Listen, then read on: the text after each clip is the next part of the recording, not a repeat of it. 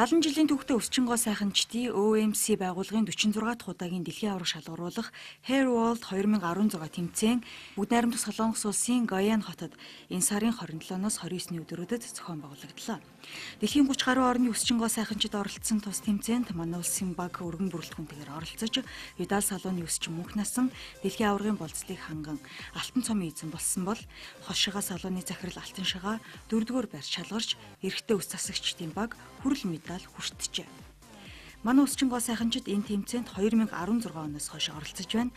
Дашранд мэдээлэхэд 2012 онд Монгол Улсын мастер өсчин алтан шагаа Азийн аварга болж исэн бол 2014 онд Германы Франкфурт хотноо болсон дэлхийн аварга шалгаруулах тэмцээнд багаараа 10 дугаар байрт орж исэн зэрэг амжилтыг тус үзүүлж байсан юм а.